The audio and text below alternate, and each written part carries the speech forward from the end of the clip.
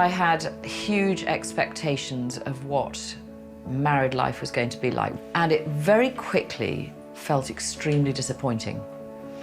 I had the wedding that I wanted, I had the husband that I wanted, but I didn't have the friendship.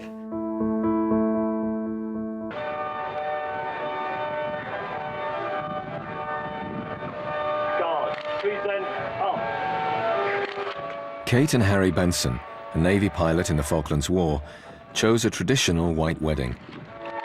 But there was a problem in their relationship from the start. I was very excited about getting married. I'd spent my whole life wanting to be married. I knew he was the right man for me. I was really nervous too, because I knew I had almost everything in Harry. I just didn't have the friendship. I had enough, obviously, because we got together. But I was definitely frightened, nervous that I could be a bit lonely. Really mixed feelings. My parents split when I was 3. I went to boarding school when I was 7, and the way I dealt with my whole childhood, I had this incredibly privileged childhood, but I found it very difficult to relate to people. I had very few friends, and the result was that when I married Kate, I had no real idea how to relate to her beyond normal conversation. And so there were the odd moments where Kate got very frustrated with me because I seemed to be distant and closed, which of course I was, but clueless about what was going on. And so she'd get very cross, I'd get very confused, I had no idea what was going on. So we had these periodic sort of blow-ups.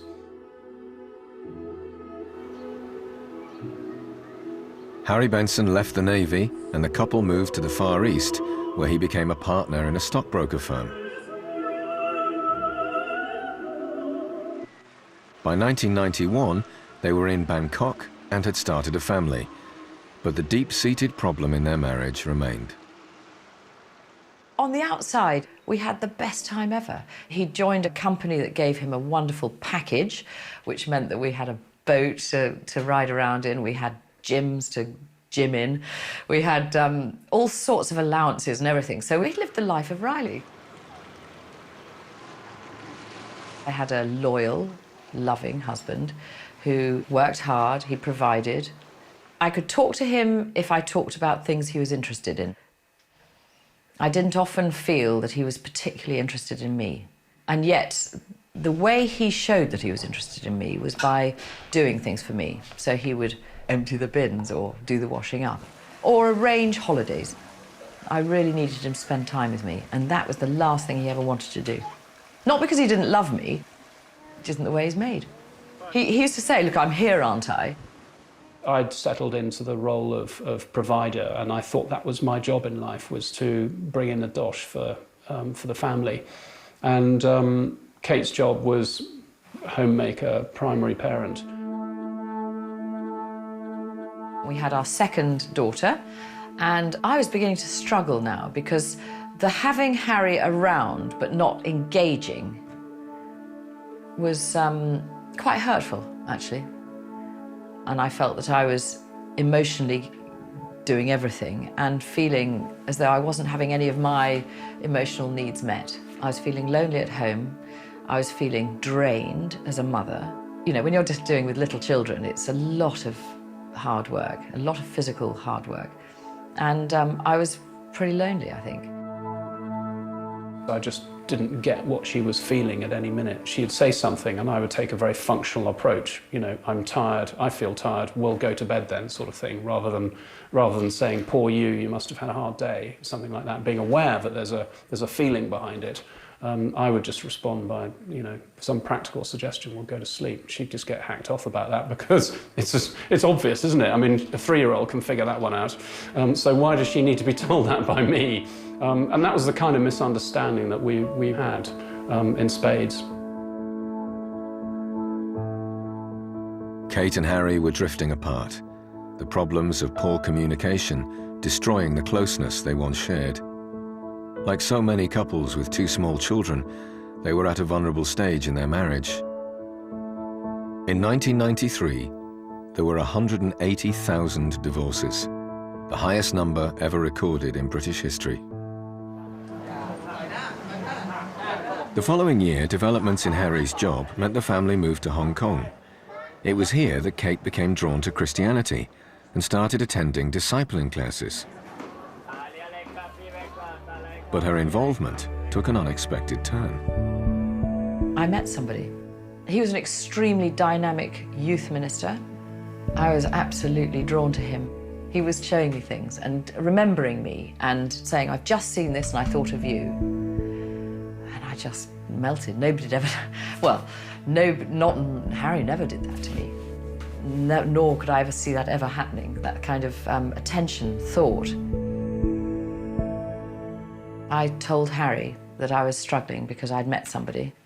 He just asked a very simple question, which was the most dreadful question. He just said, are you sleeping with him?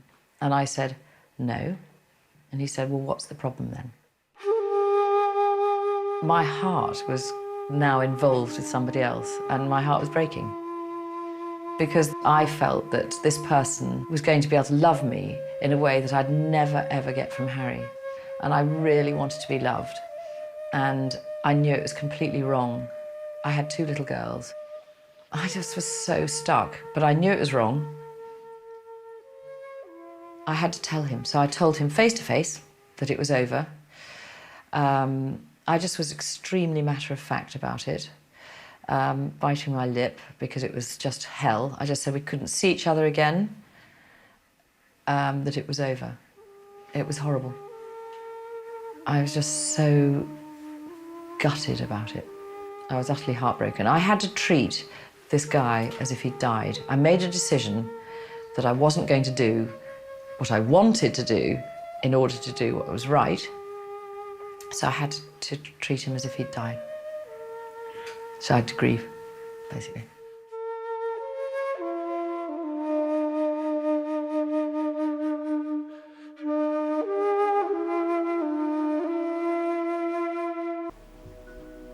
At her home in Somerset, Kate Benson is writing a letter, reliving a moment in her marriage in 1995.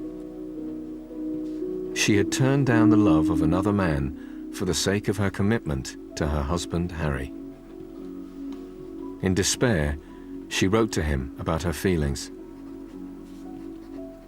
I wrote Harry a letter.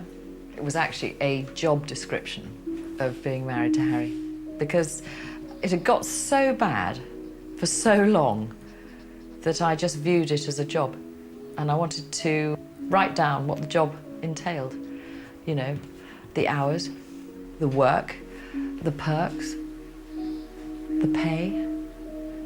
Because I didn't feel as though I was getting love and appreciation. I think I said, you've got a 6 months or a year to do something about this or I'm going.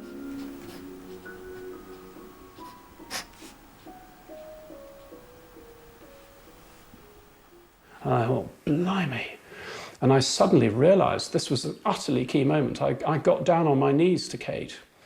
And for the second time in our marriage, the first time was when I proposed. So I got down on my knees again and I said, look, you've got no reason to believe that I will change, but I'm going to.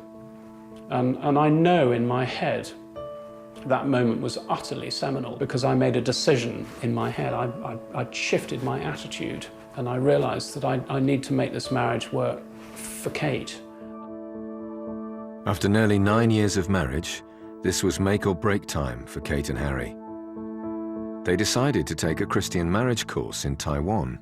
We had this massive breakthrough where we wrote these very long letters to one another and talked to each other on a level where I discovered that I could really understand what it was like to be Kate. And that was a real moment of emotional intimacy. And for me, this was almost the time that I fell in love with Kate for the first time. It was wonderful. And it revolutionized our marriage from that moment on. God, I felt really loved by Harry. He was opening up and writing letters to me, saying things that he'd never said before. I think something happened where he felt love to the person that he was married to. And so I, as a result, felt loved for the first time. I got a husband that was going to be faithful, good and intelligent and all the things that I wanted from my man, but he actually loved me as well. And I wanted to celebrate that, so I gave him a wedding ring. And I put the date of that Taiwanese marriage course into the wedding ring because that was the first time that I felt loved.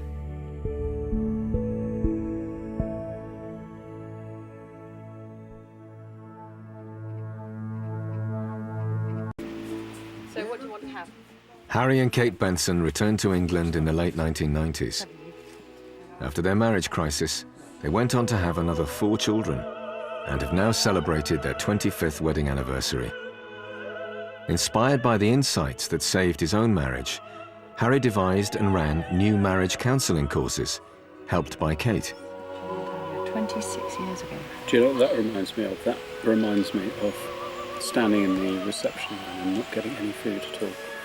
Their passion is to pass on their own intimate understanding of married love. My love for Kate is a really strong, deep, inner sense of connection and a deep care for her. And that really starts from this fundamental thing about marriage, which is about this decision that I've made somewhere inside me that we are married for life. That's the point, that's the whole deal. And so although I don't always feel the great sort of gushy emotional stuff and mad passionate love, I've got this terribly strong, warm, deep, content feeling of care for my other half, and she is very much my other half. I'm totally happily married. I know my husband loves me. I know I love him. And yet we can still have really, really bad times. We can have some nasty arguments, we can hurt each other, we can go through bad and dry patches, but we recognise them. I think that a really good marriage has to be worked at.